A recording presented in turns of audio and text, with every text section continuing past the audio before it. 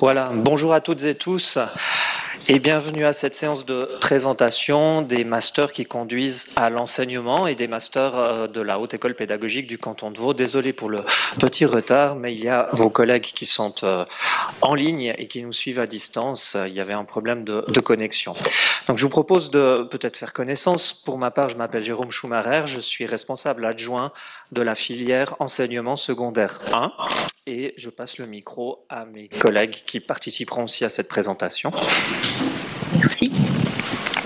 Bonjour, pour ma part, je m'appelle Mélinée Zinguignan et je suis collaboratrice scientifique à la filière de pédagogie spécialisée. Et Laurent Drault, je suis le responsable de la filière secondaire 2 et accessoirement des sciences de l'éducation, mais ça, quelqu'un d'autre en parlera en d'autres lieux en début d'après-midi. Mais aujourd'hui, moi, je vous parlerai juste du secondaire 2.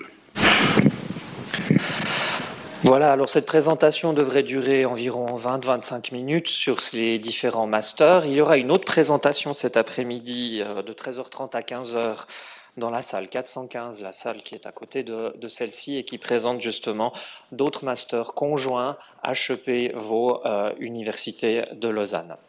Donc ce que nous allons faire, ce que nous allons discuter ce matin plus en détail, c'est la partie gauche de cette diapositive.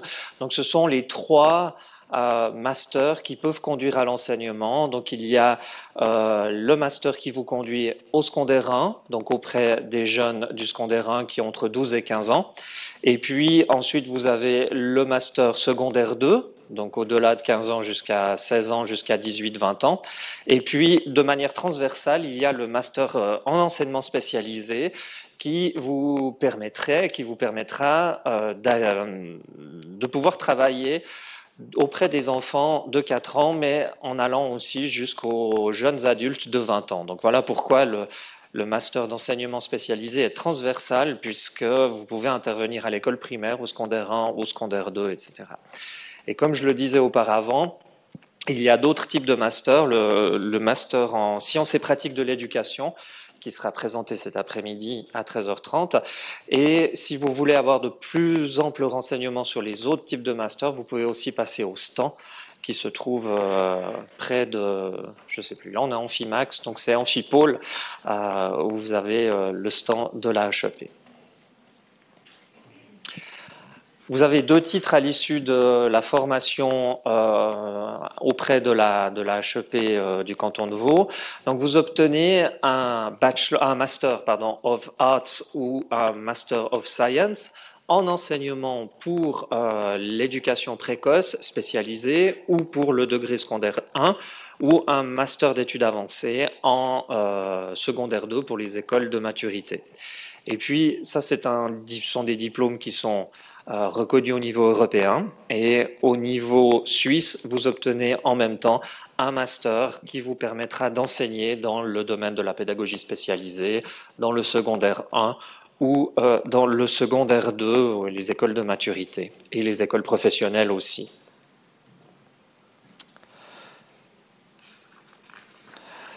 Je passe maintenant au champ professionnel de l'enseignement. Ça, on est plutôt en lien avec l'enseignement du secondaire 1, puisque dans le niveau secondaire 1, vous êtes à même de travailler, comme je le disais précédemment, avec des jeunes de 12 à 15 ans.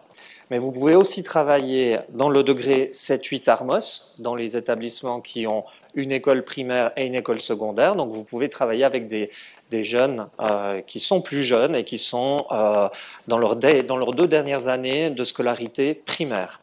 Et puis vous êtes aussi potentiellement engagé à travailler dans ce que l'on appelle l'école de la transition, les raccordements, c'est-à-dire une fois que la scolarité obligatoire est terminée, donc à la fin du secondaire 1, il y a l'école de la transition qui est un type d'enseignement pour des jeunes qui se trouvent au sortir de la formation obligatoire et qui n'ont pas de solution qui n'ont pas de place d'apprentissage, qui n'ont pas de métier, qui ne savent pas quoi faire après leur formation secondaire 1.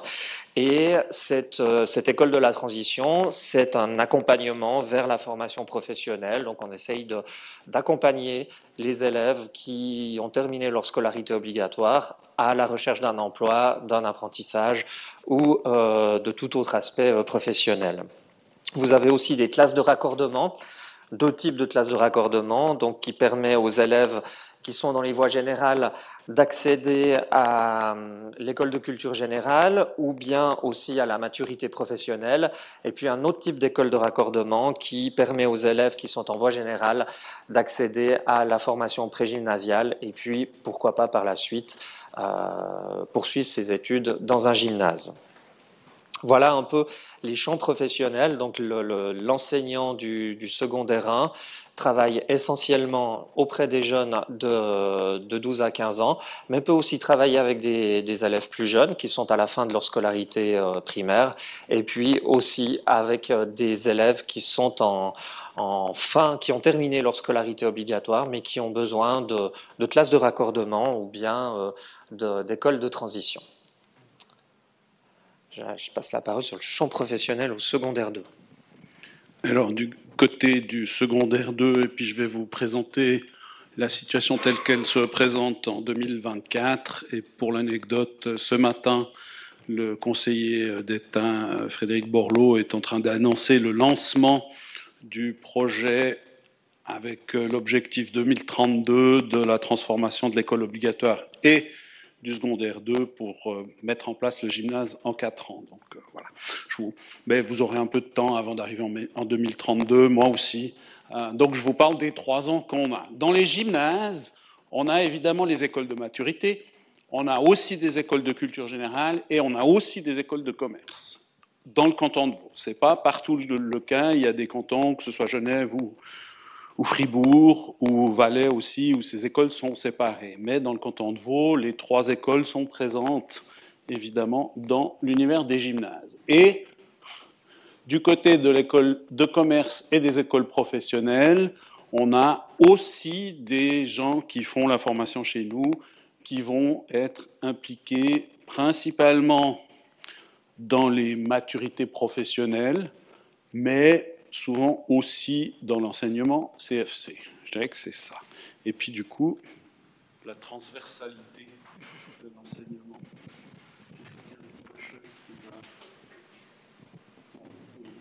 Oui, merci. Je vais essayer de mettre le micro comme ça. N'hésitez pas à me dire si ça fait une sonorité désagréable. Donc oui, la pédagogie spécialisée pourrait vous intéresser, notamment si vous suivez actuellement un cursus en psycho ou en sciences sociales, ou si vous êtes dans un programme conjoint entre l'UNIL et une autre université, et puis que vous faites des études en logopédie, en activité physique adaptée, en pédagogie spécialisée, ou en sciences de l'éducation, par exemple. Je vais vous présenter 2 masters. Le master en enseignement spécialisé, dont mes collègues vous ont déjà brièvement parlé en vous expliquant qu'il vous amènera à accompagner des élèves de 4 à 20 ans, et le master en éducation précoce spécialisée, sur lequel je vais arriver dans un instant. Pour l'enseignement spécialisé, c'est un master de 120 crédits qui se fait en 3 ans, mais en emploi. Donc vous n'allez pas être à la HEP ou en stage toute la semaine, vous aurez du temps pour travailler en parallèle. Muni de votre titre en psycho ou en sciences de l'éducation, ou en logopédie, tous ceux que je vous ai évoqués la slide précédente, vous aurez également à faire 34 crédits théoriques et pratiques de prestations complémentaires pour pouvoir accéder à ce master en enseignement spécialisé. Si vous vous destinez à l'enseignement au secondaire 1 ou secondaire 2, présenté par mes 2 autres collègues, vous pourriez accéder aussi au master en enseignement spécialisé une fois que vous aurez fait vos années à la HEP pour devenir enseignant du secondaire 1, par exemple, ou du secondaire 2. Mais vous pourriez aussi être intéressé par ce master en éducation précoce spécialisée qui, lui, vous amènera à accompagner des enfants avant l'entrée à l'école. Donc des enfants qui auront entre 0 et 4 ans, plus la transition préscolaire et scolaire dont je vais vous parler dans un instant. Donc ça peut aller jusqu'à des enfants de 6 ans. Mais on est vraiment sur des tout jeunes enfants. Et là, c'est un master qui est conjoint avec l'Université de Genève et qui compte 90 crédits, qui se fait en 3 ans. On peut prolonger la durée des études, que ce soit pour le master en enseignement spécialisé ou pour l'éducation précoce spécialisée, si on le souhaite. Et on peut aller jusqu'à 6 semestres pour l'éducation précoce spécialisée et 6 ans pour le master en enseignement spécialisé. Mais dans les deux cas, il y aura des prestations complémentaires à faire pour pouvoir accéder à ces 2 masters-là. La pédagogie spécialisée va vous amener à travailler avec des enfants qui rencontrent des difficultés ou des entraves dans leur développement ou dans leur capacité d'apprentissage. Donc ça peut être des enfants jeunes, des enfants moins jeunes, des jeunes adultes, mais dans tous les cas, ils rencontrent ce type-là de difficultés. Et c'est 2 professions, 2 masters qui mènent à 2 professions, qui toutes 2 nécessitent une collaboration interprofessionnelle importante. C'est quelque chose dont il faut être conscient. Vous aurez à collaborer avec des parents, avec des psychologues, avec toutes sortes de professionnels autour de l'accompagnement et de l'enseignement à ces enfants-là. En termes de débouchés, le master en éducation précoce spécialisée vous amènera à travailler soit directement en milieu familial, si vous êtes engagé dans un service éducatif itinérant, soit dans un centre de vie enfantine ou une autre institution de la petite enfance, ou dans des structures spécialisées. Et dans la transition préscolaire et scolaire dont je vous parlais, c'est-à-dire dans l'accompagnement des enfants à l'entrée à l'école.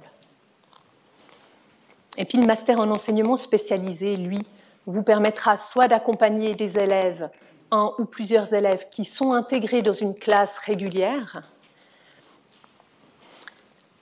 soit ça vous permettra de gérer une classe spécialisée au sein d'un établissement régulier ou dans une école de pédagogie spécialisée, ou si vous vous intéressez à l'enseignement auprès de jeunes adultes, vous pourriez travailler dans des centres de formation professionnelle d'enseignement spécialisé. Si un de ces 2 masters vous intéresse, je vous invite à aller sur le site de la HEP. Vous y trouverez de nombreuses informations, dont les dates des prochaines séances d'information. Mais il y aura aussi, et il y a déjà le stand de la HEP, l'étage en dessous, où on pourra répondre à vos questions. Si les questions arrivent plus tard, n'hésitez pas à contacter le service académique de la HEP en utilisant cette adresse, étudiants au pluriel-ps@hepl.ch. Ils répondront à vos questions en tout temps. Et pour les 2 masters, le délai d'inscription est fixé au 31 mars. Donc c'est une date à retenir si vous êtes intéressé par l'une de ces formations. Et je passe la parole. Merci.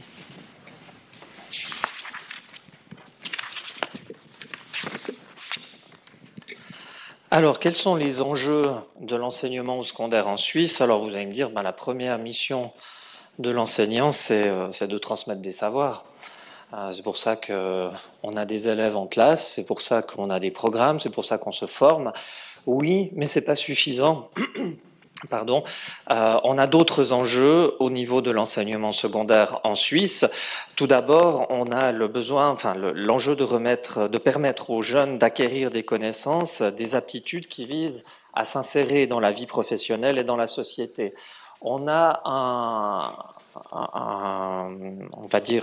un objectif qui est que dans le canton de Vaud et en Suisse, on est 95% des jeunes qui soient diplômés du secondaire 2, c'est-à-dire qu'on est 95% des jeunes qui aient une attestation, un certificat fédéral de capacité ou une maturité. Donc, il faut amener ces élèves à cette formation, puisque une fois que l'on a une formation au secondaire 2, que ce soit le gymnase ou bien un apprentissage, eh bien, au niveau professionnel, on peut, c'est quand même beaucoup plus simple au niveau professionnel. Et puis, On a aussi un travail autour de la citoyenneté. Comment le jeune se positionne face aux enjeux de la société. On dit toujours qu'on va former, ou vous allez former, ou les enseignants forment les générations de demain, les citoyens de demain, mais c'est aussi les citoyens d'aujourd'hui. Les jeunes ont des opinions, se documentent, peut-être ne lisent plus le journal, mais ont des informations via les réseaux sociaux, des choses comme ça. Comment est-ce qu'on peut vivre et comment est-ce qu'on peut travailler avec ces enjeux de la société, l'information qui est sans discontinuer, on a toujours de l'information, on a aussi, si on a beaucoup d'informations, on a peut-être la question des fake news, comment est-ce qu'on travaille autour des fake news, ou bien comment est-ce que je travaille autour des réseaux sociaux qui ont une place quand même très très importante pour les enfants de cet âge-là, et même aussi pour les enfants qui sont plus jeunes ou plus âgés. On doit aussi peut-être, durant cette formation du secondaire 1, rendre conscient des droits et des devoirs que je peux avoir en tant qu'élève et en tant que citoyen, ou encore analyser de manière critique les différents enjeux sociétaux, prendre position, agir pour essayer de changer les choses. Donc, le métier de l'enseignant, c'est certes la transmission de savoir, mais c'est aussi on n'est pas uniquement dans de la transmission, on est aussi dans de l'éducation et de la formation, former le citoyen actuel, le citoyen de 2024, mais aussi ces élèves qui seront de futurs citoyens. Et puis, un grand challenge aussi, c'est l'école inclusive, c'est-à-dire que l'on doit, dans les classes du secondaire, accueillir des élèves qui ont peut-être certaines difficultés, que ce soit au niveau du genre, donc accueillir des élèves qui sont peut-être en transition, des élèves qui sont porteurs de handicap, des élèves qui viennent de cultures différentes, qui ont peut-être différentes langues et qui parlent d'autres langues que le français à la maison, qui peut-être maîtrisent 3, 4 langues, mais qui ne maîtrisent pas forcément le français. Et puis aussi des élèves de classes sociales qui sont bien différents. Donc ça, ce sont les enjeux actuels, j'ai envie de dire, au XXIe siècle, de l'enseignement secondaire en Suisse. Pour enseigner dans le secondaire 1, donc auprès des jeunes de 12 à 15 ans, vous pouvez enseigner 1, 2 ou 3 disciplines. Il y a une quatrième possibilité qui est l'enseignement à 4 disciplines, mais si vous êtes ici, c'est que vous ne faites pas le bachelor, master intégré à la formation et que vous êtes à l'Université de Lausanne ou dans une autre haute école et que vous vous formez à certaines disciplines. Donc dans votre cas, vous pouvez enseigner 1, 2 ou 3 disciplines aux élèves du secondaire 1 particulièrement. Donc, on vous demande à minima d'obtenir un bachelor. Et dans le bachelor, si vous voulez enseigner une discipline, par exemple le français, il faudrait que vous ayez 110 crédits à minima sur votre formation de bachelor pour pouvoir enseigner une seule discipline. Si vous souhaitez enseigner 2 disciplines, par exemple le français et l'allemand, eh bien, vous devriez avoir 60 crédits en français, 40 crédits en allemand. Et c'est aussi possible d'enseigner 3 disciplines, un peu plus compliquées selon les parcours de formation qu'il y a à l'université. Mais là, on vous demandera 60 crédits pour la première discipline, 40 pour la seconde et 20 crédits ECTS pour la troisième discipline. J'ouvre juste une petite parenthèse en disant que si vous êtes intéressé à enseigner en troisième discipline les sciences de la nature, c'est pas 20 mais 30 crédits qu'il vous faudra parce que vous devez maîtriser, vous devez avoir une expérience en biologie, en physique et dans le domaine de la chimie. Si vous vous destinez à l'enseignement des langues, que vous souhaitez enseigner les langues au secondaire 1, c'est l'allemand, l'anglais ou l'italien. On va vous demander d'avoir 12 semaines de séjour linguistique avant d'entrer en master. Et de pouvoir attester aussi, avant l'entrée en master, d'un diplôme de niveau C1 dans la langue cible. Donc si vous souhaitez enseigner l'anglais, eh bien, vous devrez témoigner de 12 semaines de séjour linguistique avant de vous inscrire au 31 juillet avant l'entrée en master, et vous devez aussi attester d'un niveau C1. Si vous êtes intéressé à enseigner 2 langues ou 3 langues, les choses se multiplient. Donc si vous voulez enseigner l'allemand et l'anglais, on va vous demander 2 fois 12 semaines de séjour linguistique et de C1. Et puis par la suite de vos études en master à la HEP du canton de Vaud, eh bien, vous devrez encore témoigner de 12 semaines de séjour linguistique avant le semestre 4, le dernier semestre de la formation. Donc on vous demande 24 semaines de séjour linguistique. Bien entendu, c'est possible de le faire avant aussi, de faire toutes ces semaines de mobilité ou de séjour linguistique, puis ensuite venir à la HEP. Mais si vous n'avez pas pu le faire, eh bien c'est à minima 12 semaines et un C1. Pardon. J'aime pas tousser dans les micros. Vous avez certaines places limitées. Si vous vous intéressez plutôt aux sciences de la nature, le nombre de places est limité à 45 étudiants. Si vous souhaitez enseigner les arts visuels, le nombre est limité à 20 étudiants. Ou si vous souhaitez enseigner économie et droit, on est sur 14 ou 15 étudiants. Alors la raison pour laquelle on a dû limiter, c'est qu'on n'a pas suffisamment de places de stage pour pouvoir vous placer auprès de praticiens formateurs, donc des enseignants de terrain qui vous accueillent durant vos stages. Et comme il n'y a pas suffisamment de praticiens formateurs durant les stages, eh bien on a dû réduire aussi un peu la voilure.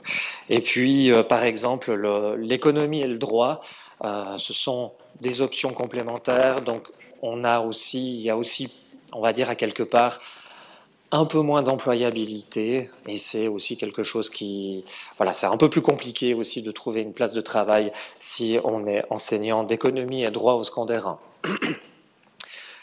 Une particularité vaudoise, c'est que si vous enseignez l'histoire, vous êtes aussi amené à enseigner éthique et culture religieuse. Et si vous vous formez à l'enseignement de la géographie, vous allez aussi devoir enseigner, ou vous êtes diplômé pour enseigner aussi tous les aspects propres à la citoyenneté. Donc le choix des disciplines au secondaire 1, je vous ai dit, il y a 1, 2 ou 3 disciplines qui sont enseignables. Donc si vous n'avez qu'une discipline, le choix est facile, vous décidez peut-être d'enseigner l'allemand. On cherche beaucoup d'enseignants d'allemand, donc si vous vous intéressez à l'allemand, c'est une bonne période en fait pour postuler dans le master en enseignement secondaire 1. L'anglais aussi, on commence aussi à chercher, on commence à manquer d'enseignants d'anglais. Il faut réfléchir justement si vous voulez enseigner plusieurs disciplines. Il y a des disciplines où c'est peut-être on est un peu plus employable, comme je le disais, des enseignants d'histoire, c'est bien, on en a besoin, mais on n'en a pas autant besoin que des enseignants d'allemand ou d'anglais, par exemple. Donc, si vous optez pour une discipline ou une deuxième discipline, eh bien, regardez aussi peut-être en termes d'employabilité. Est-ce que j'ai des possibilités de pouvoir enseigner au sortir de ma formation les 2 disciplines ou les 3 disciplines dans lesquelles je me forme? Et puis, ce que je voulais rajouter encore, c'est que vous pouvez acquérir de nouvelles disciplines au terme de votre formation en faisant ce que l'on appelle des diplômes additionnels. Donc vous pouvez très bien vous former à une discipline, par exemple le français, et puis vous êtes amené à enseigner des heures d'histoire, par exemple, à côté pour compléter votre engagement au sein de l'établissement dans lequel vous allez travailler. Donc si après vous voulez officialiser votre formation et puis pouvoir pérenniser votre formation d'enseignant en histoire, eh bien vous pouvez faire ce que l'on appelle un diplôme additionnel. Un diplôme additionnel, c'est une formation de 21 crédits ECTS où on vous demande d'avoir à minima 4 périodes d'enseignement de la discipline durant votre formation. Et c'est une formation qui se fait en cours d'emploi. Les études pour le master secondaire 1, en général, ce sont des études qui se font à plein temps, mais il est possible quand même de travailler d'avoir ce que l'on appelle un stage B, de pouvoir être rémunéré en faisant vos stages pour pouvoir vivre quand même durant vos études. Mais il est possible justement de faire encore ce diplôme additionnel qui vous permet de vous former à d'autres disciplines que peut-être vous allez être à même d'enseigner. Donc vous pouvez vous former, on va dire, de manière initiale à 1 ou 2 disciplines, mais après faire des diplômes additionnels pour pouvoir pérenniser et puis pouvoir augmenter aussi l'empan des disciplines que vous souhaitez enseigner. Voilà, on passe aux admissions pour le secondaire 2. Du coup, alors, du côté du secondaire 2, évidemment, ça s'adresse effectivement, vous devez être porteur d'un master, donc c'est une étape de plus que celle que la plupart d'entre vous, j'imagine, ici, avaient. Là aussi, pour avoir accès, il faut 120 crédits, donc au moins 30 de niveau master, forcément on en a plus, hein. Mais c'est les conditions que nous pose la conférence intercantonale des directeurs de l'enseignement. Et si vous souhaitez enseigner 2 disciplines, il faut avoir 120 dans la discipline 1 et 90 dans la deuxième. Donc ça fait passablement toujours 30 de niveau de master. Donc dans la première discipline, ce qui est aussi important, c'est que vraiment vous ayez le titre qui corresponde à la discipline telle qu'elle existe dans les gymnases. C'est relativement important. Voilà, pas d'autres commentaires particuliers sur cette slide-là. La suivante nous intéresse un peu plus. On a à peu près 180 places par année pour le secondaire 2. On a chaque année à peu près 650 candidatures. Donc on a beaucoup de monde, beaucoup d'intéressés, sauf pour les 3 disciplines où je pourrais rajouter l'anglais en vert un peu plus clair.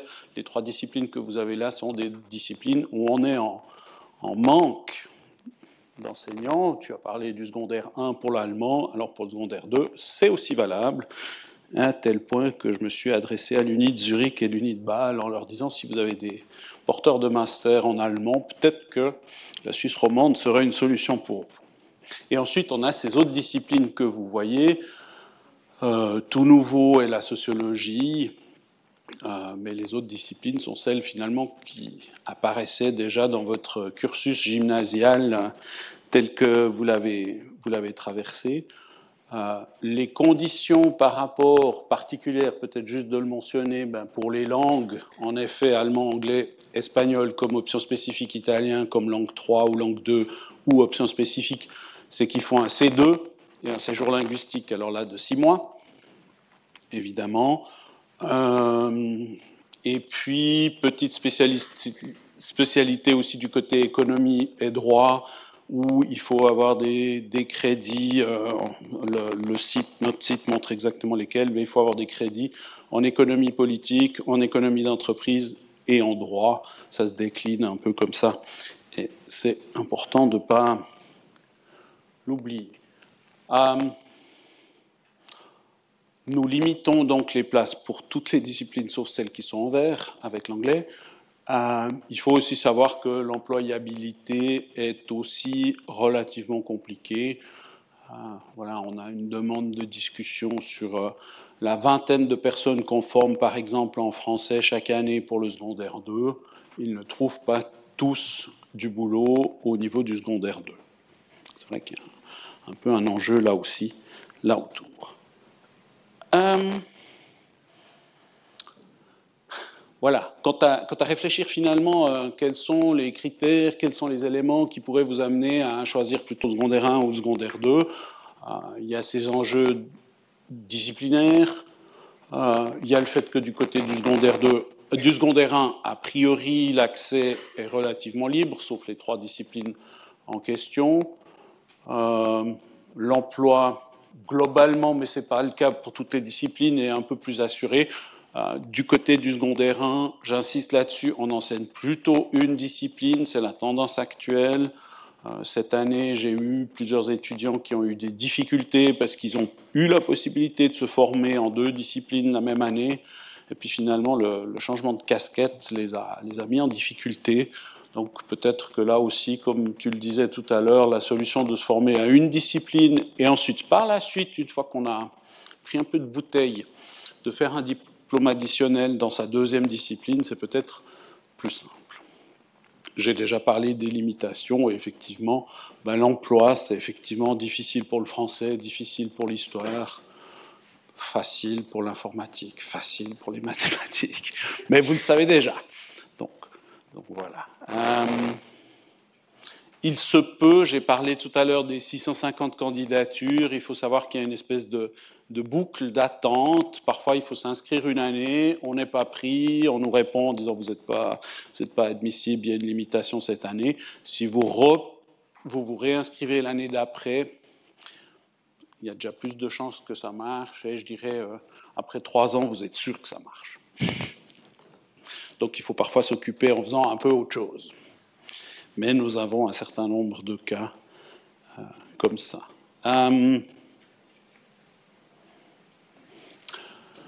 Du côté de la formation, et c'est gentiment égal, que ce soit entre le secondaire 1 et le secondaire 2, bon, ben évidemment, il y a la question de l'expérience. Ensuite, vous avez une formation qui est d'abord académique, soit au niveau bachelor, soit au niveau bachelor plus master en ce qui concerne le secondaire 2. Puis ensuite, il faut basculer du côté de la profession. C'est parfois un peu le challenge que rencontrent, j'allais dire mes étudiants, mais je ne devrais pas dire mes étudiants, les étudiants du secondaire 2. Mais c'est de dire, ah oui, mais en fait, j'ai un doctorat en chimie, je suis une calure en chimie, donc si je me mets devant une classe et puis que je leur explique la chimie, ils vont comprendre, c'est logique, parce qu'ils sont super intéressés par la chimie, par définition, et puis le fait que j'explique au tableau noir, eux, ils prennent des notes, et puis c'est bon, ils captent. Et parfois, là, le cheminement pendant l'année du secondaire 2 ou les 2 ans du secondaire 1, ben, c'est aussi de réfléchir au fait, ben, comment est-ce qu'on fait pour acquérir des savoirs, mais aussi des compétences, comment est-ce que les élèves font pour apprendre à faire des choses en chimie, apprendre à résoudre des problématiques ou des problèmes en mathématiques, etc. Et ce cheminement-là, ben, finalement, il passe d'une part, évidemment, par une formation didactique. Du côté des sciences de l'éduc aussi, de l'éducation, on les appelle, etc., où on réfléchit à la fois sur le développement des enfants à l'âge adulte, hein, on revisite un petit peu Piaget et 2-3 autres psychologues, on visite aussi toutes les notions de gestion de classe.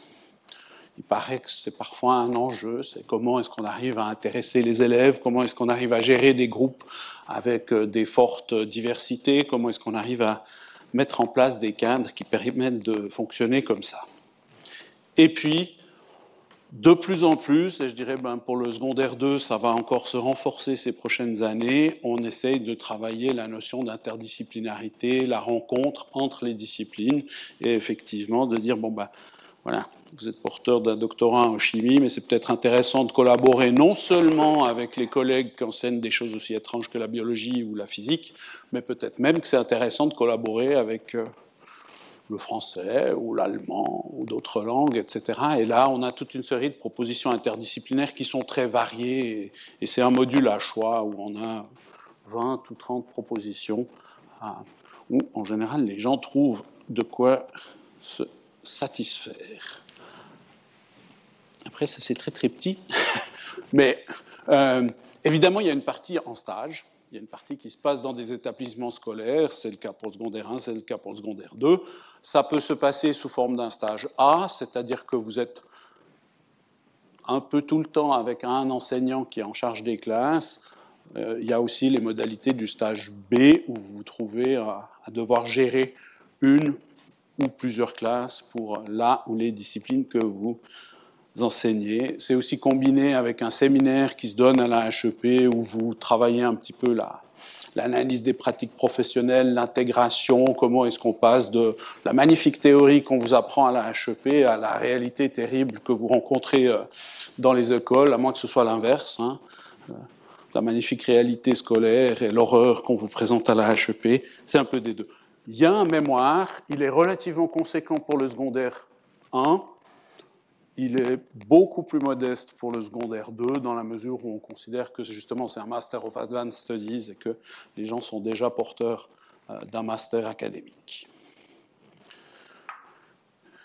Du coup, le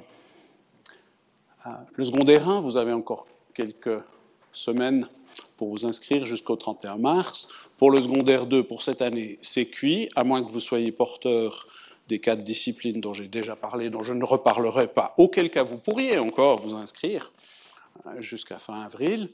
Le secondaire 2 se passe en une année. grosso modo 30 et 30 crédits. Le secondaire 2, évidemment, se passe en 2 ans. Et là, on a aussi cette répartition-là. Il y a des possibilités que vous pourrez volontiers découvrir sur la présentation, mais je ne vais peut-être pas les détailler, où on peut faire d'abord le secondaire 1 et ensuite le secondaire 2. On peut faire d'abord le secondaire 2 et ensuite le secondaire 1. On fait les deux formations en une seule, les deux formations en une année. Si on fait secondaire 1 puis secondaire 2 puis secondaire 1, on fait 2 ans. Donc on a 2 pour le prix de 3, ou 3 pour le prix de 2, c'est selon. Et puis il y a des possibilités de faire la formation en combinaison, en faisant la deuxième année secondaire 1, secondaire 2 ensemble. Ça c'est relativement exigeant et demande un tout petit peu de jonglage entre les places de stage et les cours à la HEP. Voilà. Donc, mais l'idée étant évidemment de donner une possibilité de perméabilité, parce que par exemple, justement, vous faites la formation du secondaire 2, vous découvrez que vous ne trouvez pas de job tout de suite au gymnase, mais bingo, vous trouvez une place dans un établissement du secondaire 1, puis votre directeur vous dit bah, c'est bien, je vous garderai volontiers, mais il faudrait que vous fassiez la formation, puis du coup vous pouvez faire ça en cours d'emploi. Donc c'est toutes des solutions qui permettent d'articuler. De même, on a aussi pas mal de gens qui enseignent quelques années au secondaire 1, et puis après ils reviennent pour faire le secondaire 2 en se disant bah, tiens, je vais postuler au gymnase. Et on a un site internet qui ressemble à ça, qui vous donne tous les renseignements. C'est un site où on se perd assez facilement, donc je mets peut-être en évidence pour tout ce qui est vraiment des admissions, des inscriptions. En haut à droite, vous avez les portails HEP, et là, sous candidat et éventuellement formation, vous arrivez directement et vous arrivez à décliner les éléments de renseignement pour là ou les formations qui pourraient vous intéresser. Et puis, effectivement, là, vous avez aussi l'accès par le biais à cet endroit-là, en bas à droite, mais il est aussi en haut à gauche. C'est tout la même chose. Vous pouvez toujours écrire au service académique. Les codes sont les mêmes. Il faut toujours mettre étudiant au pluriel, évidemment sans accent, avec un petit tiret, pédagogie spécialisée, S1, enfin MS1, parce que Master 1 et MS2, ce qui est faux, mais ça ne fait rien. C'est l'adresse mail, mais c'est plus simple pour s'y retrouver. Et vous obtiendrez des renseignements. Et soit ça sera directement par le service académique, soit par nos collègues qui sont les conseillers aux études, que vous pouvez aussi rencontrer au stand tout à l'heure, soit parfois directement, ça finit chez nous, quand c'est une question particulièrement compliquée. Voilà. Et puis, du coup, merci de votre attention. Et puis, je vais faire micro-trottoir et on répond très volontiers à vos questions. La personne la plus concernée sera... Enfin non, peut-être, comme vous n'êtes pas très nombreux, dites la question, je la répéterai dans le micro, comme ça elle est enregistrée pour l'éternité. Et puis ensuite, la personne concernée y répondra. Oui.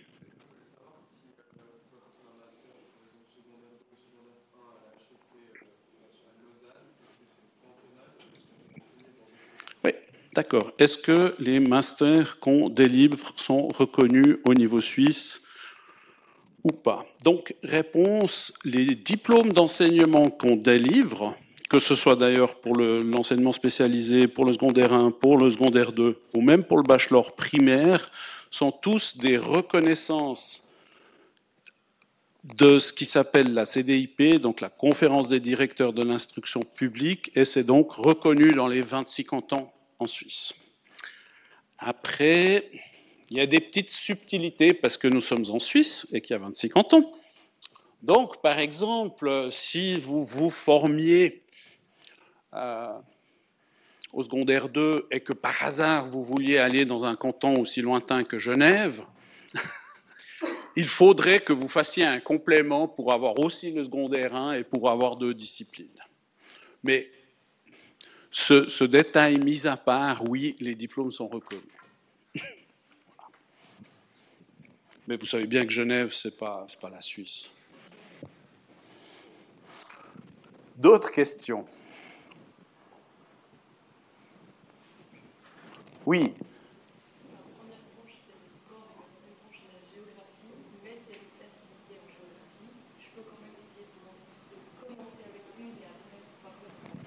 Alors, si on parle secondaire 1 ou secondaire 2?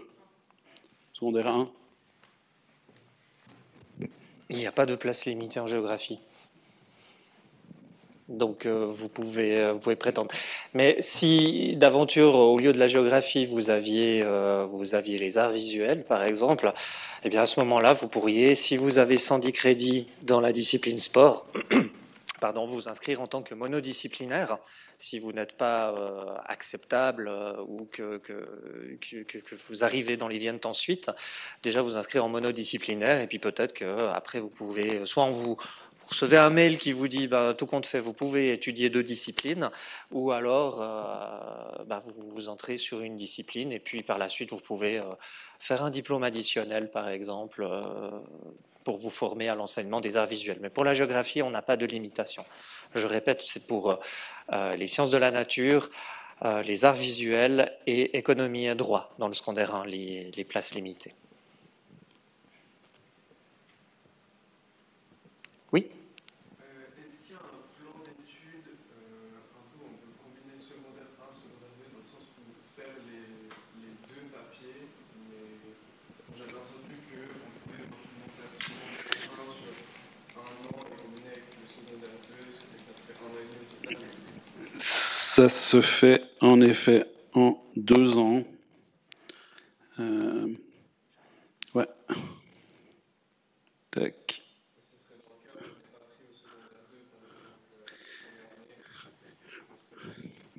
Alors c'est une des options, c'est celle que vous avez finalement tout en bas, et où on est pris, et puis on rajoute le secondaire 2 en se réinscrivant, et c'est possible. Je le disais avant, c'est un tout petit jonglage, dans la mesure où du coup il faut gérer 2 places de stage, et puis il faut gérer les cours pour l'un et pour l'autre, même si on a beaucoup de cours en commun, mais c'est une option qui est tout à fait possible. Oui.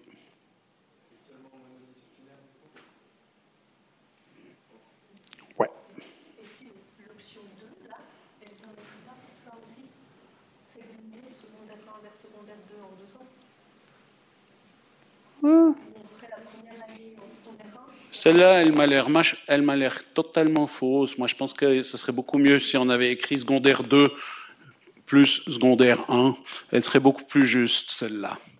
Merci. Nous corrigerons pour 2025. Désolé. Oui.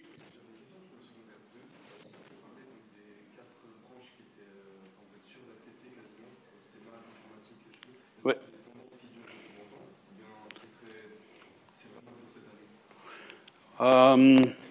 C'est une tendance qui dure depuis quelques années.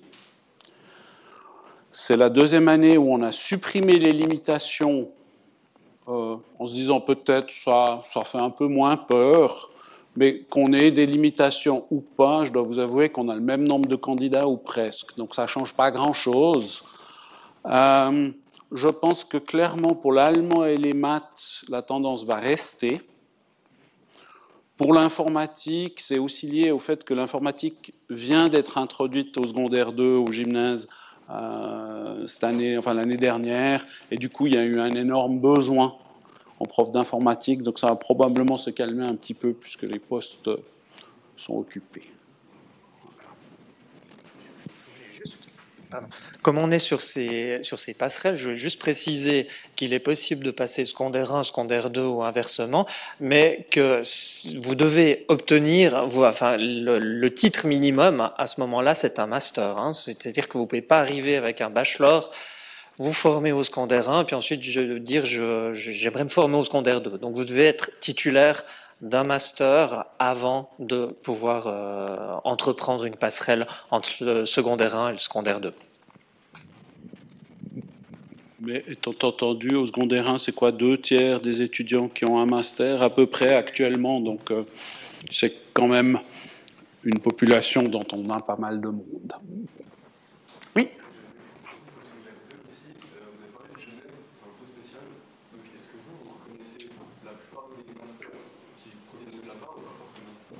De l'Uni de Genève? Oui, entre-temps, on a fait des progrès et on reconnaît les masters genevois. Et même.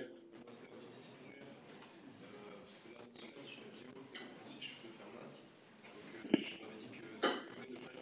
faut vérifier les crédits, à condition que vous ayez un vrai master en bio et puis les 90 crédits dont on parlait avant. Ouais, ça, si vous les avez, c'est bon.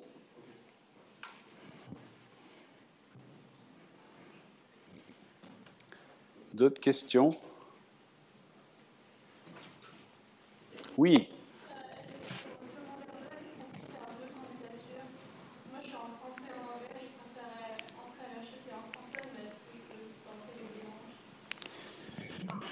Alors, vous pouvez toujours vous inscrire pour les deux branches.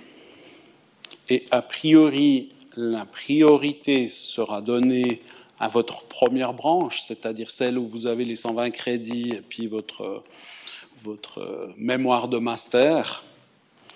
Après, si par hasard, votre deuxième branche, c'est une branche non limitée, ben, il se peut qu'on vienne vous chercher pour ça. Puis après, vous rajoutez le français par la suite. Oui.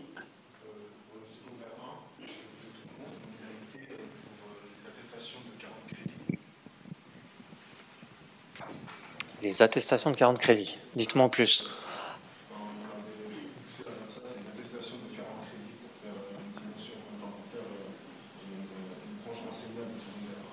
Ah oui. Oui, donc si vous choisissez 2 ou 3 branches enseignables, hein, vous devez avoir donc 110 crédits pour la première, 60 pour la deuxième et 20 pour la troisième. Donc 40, pardon. 60, 40 et 20. Donc à ce moment-là, oui, ça fait une attestation de 40 crédits SCTS que vous pouvez utiliser pour vous former à l'enseignement bidisciplinaire, par exemple. Si vous voulez introduire une deuxième discipline enseignable dans votre formation, voire même une troisième si vous avez ça. Donc c'est OK, oui.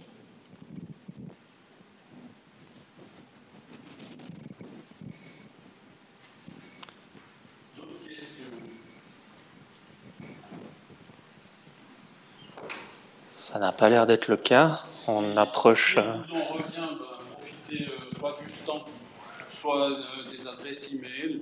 Oui. Et puis, très bonne suite de vos études, très bon choix de la ou des suites que vous allez leur donner. Très belle journée, merci.